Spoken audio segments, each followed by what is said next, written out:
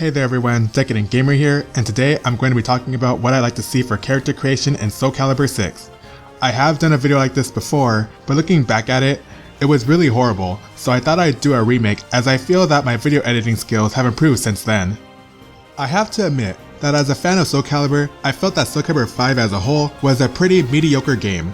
That being said, the character creation vastly improved over Soul Calibur 4 and was almost near perfect.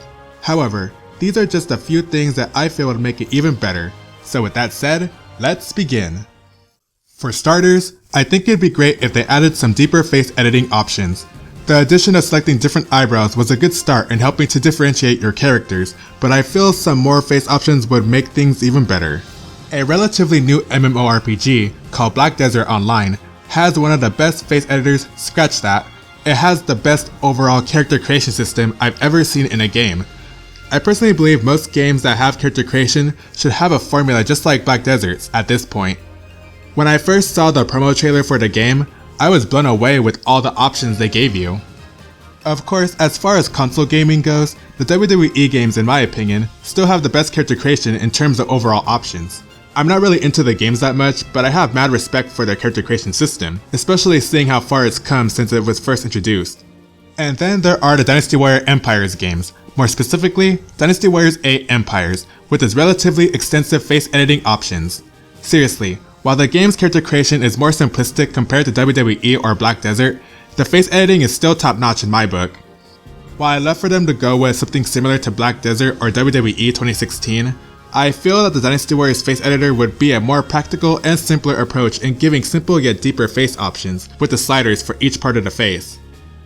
As for new eye options, they should offer some more eye varieties like heterochromia, cat-like pupils, glowing, and so on. All in all, they should definitely implement slider options for the overall face, as this can add more uniqueness to the characters. Oh, and I almost forgot, please make facial hair a separate slot like they did in Soul Calibur 3.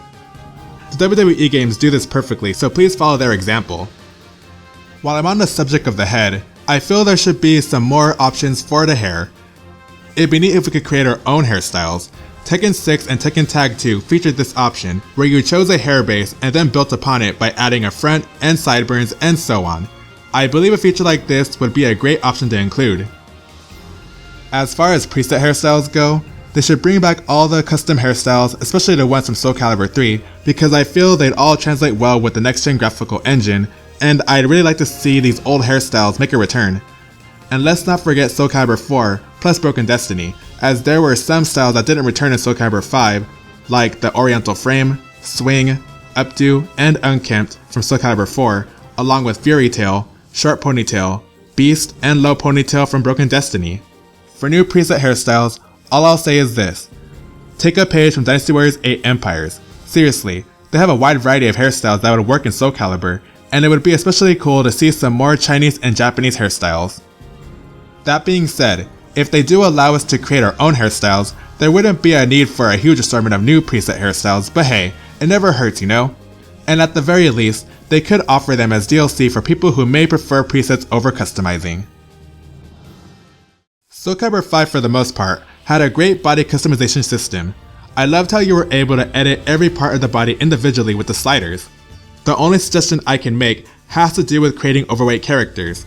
You see, the body morphing looks great, but since you can't edit the character's face, the end result looks very awkward and out of place, as you can see here. This only reinforces why I feel they should include a face editor to help smooth things out. They should also make body hair a separate slot instead of an undergarment. The WWE games do this, and I feel that Soul Calibur should do the same. Same with scars. They should have their own slot instead of being treated as a tattoo. Having said that, they should also increase the amount of tattoos, scars, and stickers we can put on our characters. Soul Calibur 5 improved quite a bit with the clothing compared to Soul Calibur 4, which felt pretty limited. It was great that they went back to the Soul Calibur 3 formula, where you were able to layer things, unlike in Soul Calibur 4, but I do have a few suggestions to make. For starters, one issue I noticed was when it came to coloring main character costumes on created characters. You see, you couldn't color every part of the outfit like you could on the main characters. For example, take Pyrrha's Player 1 costume. As you can see, you're able to color pretty much everything, while on the created character, you couldn't color the white trimming on the shirt. On Ivy's Player 1 costume, you're able to color everything, while on the created character, you couldn't color the white areas on the sleeve cuffs, torso collars, and inner legs. And for a male example, on Patroclus' Player 2 costume, you're able to color everything except the waistband, while on created characters, you can't color the chest armor or arm braces. You pretty much get the idea. In the next game, they should allow you to color every part of the outfit, because this just limits the creative momentum for created characters. Another issue I noticed in Soul Calibur 5 was that it had quite a few equipment conflict issues. One example that I just can't ignore was when it came to female characters. Whenever you tried to give them the stiletto or bridle heels, if you wanted to pair them with stockings, the stockings would cut off at the ankle, which would result in a very unflattering look.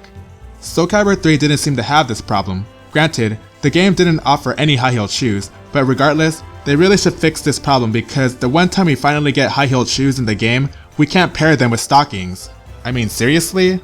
One more problem I came across was the conflicting issue that came with some shirts and gloves. For example, take Patroclus' 2-player top. As you can see, you cannot equip a simple pair of gloves with it despite there not being gloves automatically attached to it like his Player 1 top. It doesn't make any sense, but to be honest, I feel that the attached arm braces should have been a separate item altogether. And that's pretty much it regarding the issues that bugged me. Now when it came to the main character costumes, they really should include both 1-player and 2-player costumes. In Soul Calibur 4, they only offered the Player 2 costumes, while in Soul Calibur 5, they only offered a small amount of character costumes. It didn't help that we never got the remaining character equipment DLC. I was really wanting to buy Viola's 2-player and Maxie's 1-player costume the most. Needless to say, we missed out on some pretty awesome costume pieces that would have been fun to experiment with, so for Soul Calibur 6, they definitely should include both the 1-player and 2-player costumes, either from the start of the game or to be unlocked later in the game. That said, definitely bring back all the 1st-player and 2nd-player costumes from Soul Calibur 5 because a lot of them were pretty awesome, like Viola, Maxie, Ivy, Pyrrha, Siegfried, Zwei, Tira, and Patroclus. Well, his 2-player costume anyway. While they're at it, bring back all the costumes from Soul Calibur 4 because there were some pretty neat outfits as well, like Maxie, Siegfried, Tira, Amy, Setsuka, Raphael, Taki, and especially Hild's princess dress. And you know what? I'd love to see all the older costumes from Soul Calibur 1, 2, and 3 return as well. A lot of the older costumes were great, and with all the pieces broken down, they'd be fun to use for character creation as well as paying homage to the main cast's glory days. It'd be a waste to let them fade into obscurity, so why not donate them to character creation? I wouldn't mind paying for them as DLC, and I know a lot of other people feel the same way. On that note, this is kind of a stretch, but it would also be cool if we got DLC of the unused clothing from the character concept art. They'd make for some awesome character creation items, and like I mentioned with the old player costumes, I know that myself and other character creation fans wouldn't mind paying for them as DLC. As far as new clothing is concerned, again, they should take a page from the Dynasty Warrior Empire games. Dynasty Warriors 8 Empires had quite an assortment of clothing that would be great for Soul Calibur.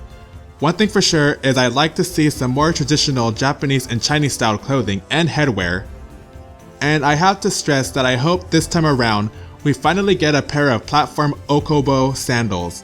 I was so disappointed that we didn't get those in Soul Calibur 5, which is upsetting because they are popular traditional Japanese footwear and would be great for geisha styled characters.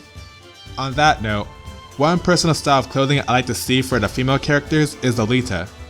I know that we can somewhat create Aleta styled characters, but honestly, I'd love to see some traditional Aleta clothing, from headwear, blouses, and frilled to tiered bell-shaped skirts.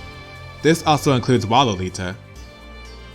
The best example to follow would be Ningyan Barrett from the King of Fighters games, as she's the best example of the style.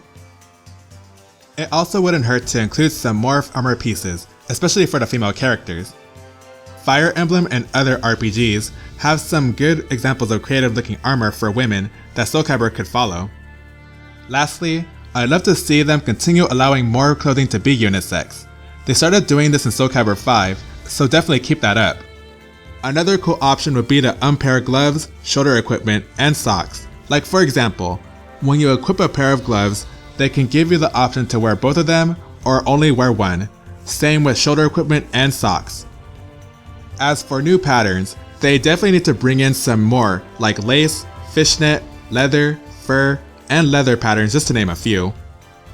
And the last thing for new clothing options, it'd be great if we could add detailing like rips, tatters, and fraying to clothing, along with burns, rust, and scarring to armor pieces. It's a stretch, but it's just another suggestion for a possible new feature. And that concludes my clothing suggestions. Now, as far as character movesets, I feel that if they don't include the cut characters from Soul Calibur 5 like Cassandra, Yunsung, Talim, and Zasalabel, they should at least keep their playstyles for character creation. Also, I understand that Alpha Patroclus technically replaced Setsuka, but I feel that at least for character creation, they should give us the option to either fight with only the sword like he does, or pair it with the umbrella. Setsuka's umbrella combination was very unique, and considering that they now allow you to color weapons, it would be so cool to color it. So instead of throwing it away completely, why not donate it to character creation? And on one more final note, when it comes to taking a snapshot thumbnail of your character, it would help if they allowed you to slow down the pose animations so it would be easier to get that perfect shot. And that's pretty much it. Don't get me wrong, Soul Calibur 5's character creation was great and a big improvement over the 4th game. And with some more tweaking, it'll practically be perfect. Considering that Soul Calibur 5 was kind of a letdown, Project Soul is going to need to do a lot of damage control to redeem themselves. Improving the character creator system would do them a lot of good because it's pretty much one of the popular features of the series now. So here's to hoping that if we do get a Soul Calibur 6, it'll be an amazing game all around. Thanks for watching and stay tuned for more videos coming soon.